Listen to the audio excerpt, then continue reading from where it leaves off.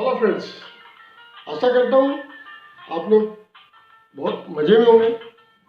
दोस्तों, मैंने पिछली दो श्रृंखलाओं में मैंने आपको ये बताने की कोशिश करी कि आप अपने भाग्य से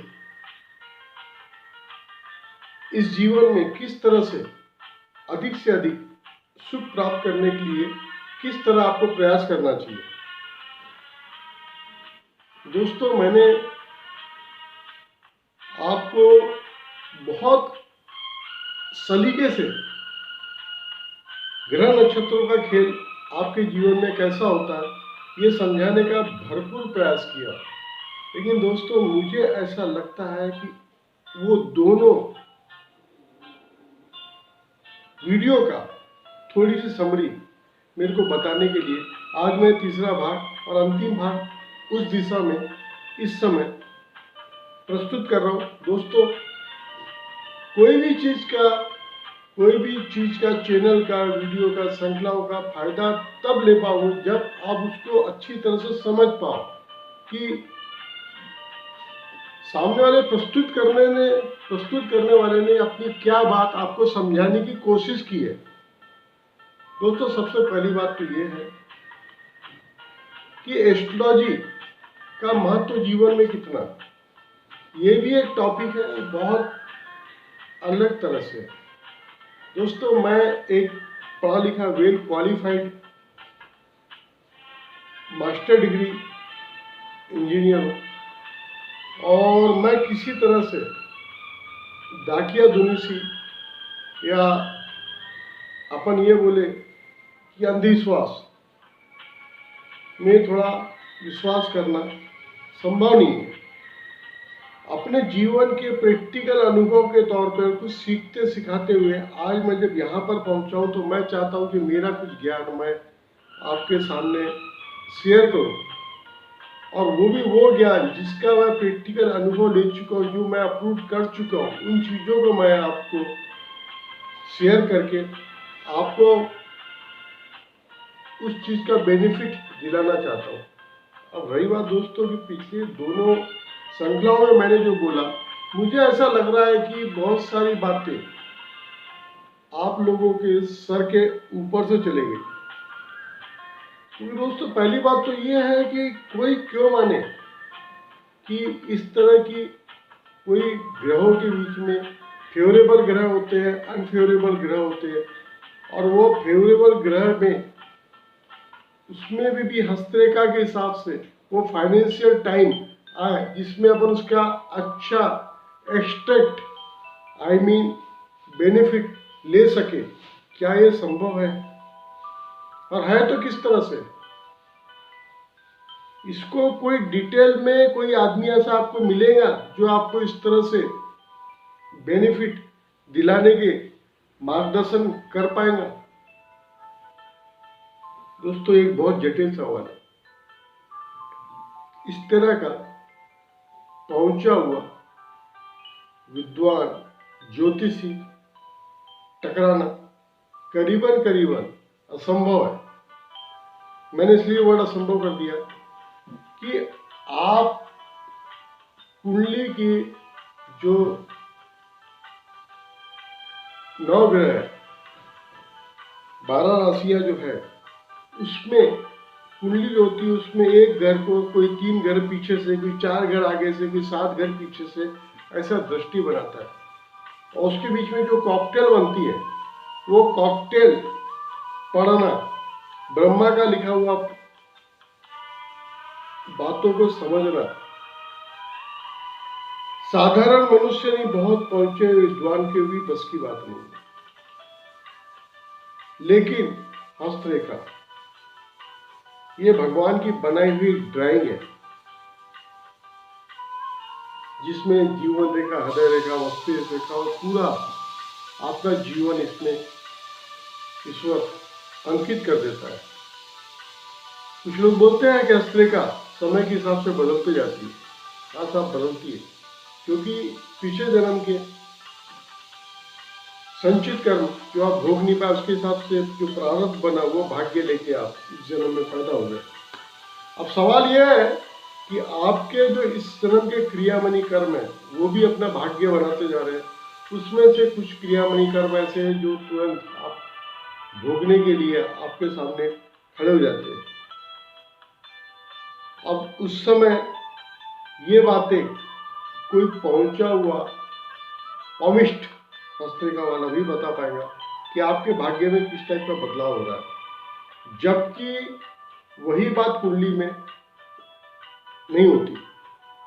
इसलिए दोस्तों, ज्योतिषी वो जिसको संपूर्ण ज्ञान कुंडली का भी रहे और हस्ते का करे, और दोनों को साथ में लेके जब वो आपकी विवेचना करेगा तब आपको बता पाएगा कि आपका जीवन में कौन से पोर्शन से आप गुजर रहे हो, उसमें किस तरह की सावधानी आपको लेना है, किस तरह से परेशानी से अपने आप को बचाना है, किस तरह आपको अच्छे समय में आपके घोड़े को स्पीड से दौड़ाना है और मैक्सिमम से मैक्सिमम बेनिफिट अचीव करना है।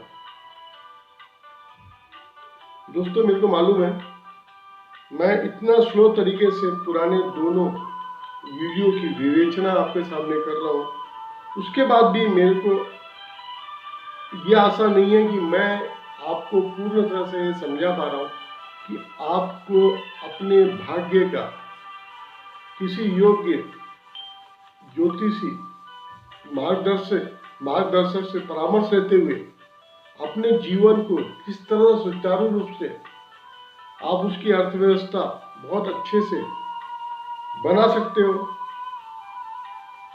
अर्थव्यवस्था अच्छे तरह से बना सकने का मेरा मतलब ये है कि कठिन समय में भी जब आपको सब तरफ सब कुछ गंभीर नजर आएगा, उस समय भी टाइम को सुगम तरीके से, सरल तरीके से बिताने की जो कला है वो कोई पहुंचा हुआ ज्योतिषी आपको समझा पाएगा।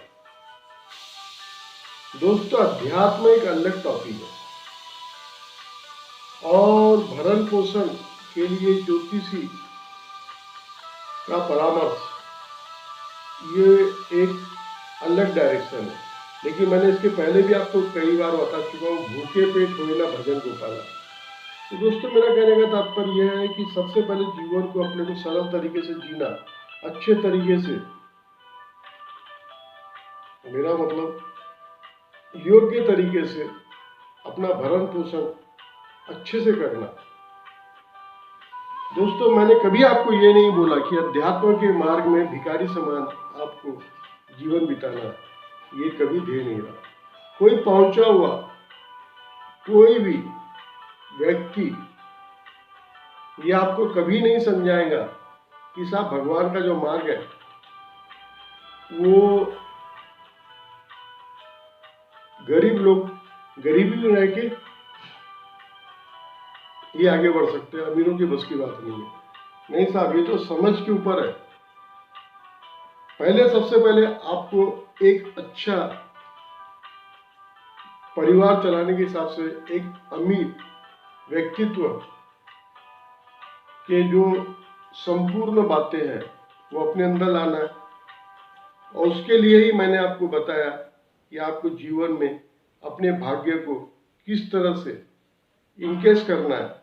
वही मैंने अपनी पिछली 2 श्रृंखलाओं में बताया हूँ, और वो श्रृंखलाओं को किस तरह समझना, उसके ऊपर प्रकाश डालने के लिए मैं ये तीसरी श्रृंखला बना रहा हूँ और आपके सामने बता रहा हूँ कि आपको किसी अच्छे मार्गदर्शक से आपकी जीवन में जो आपके अनुकूल ग्रह है वो कब उनकी महादशा अंतर्दशा चलूंगी, और साथ में आपकी हस्तरेखा में उस उम्र के बीच में अच्छा पैसा है या बहुत गड़बड़ पैसा है, मेरा मतलब कमजोर पैसा है, उस तरह से उसका सामंजस्य बना के अपने जीवन में कैसे उस बात को, परिस्थितियों को आपको संभालते हुए आगे बढ़ना है।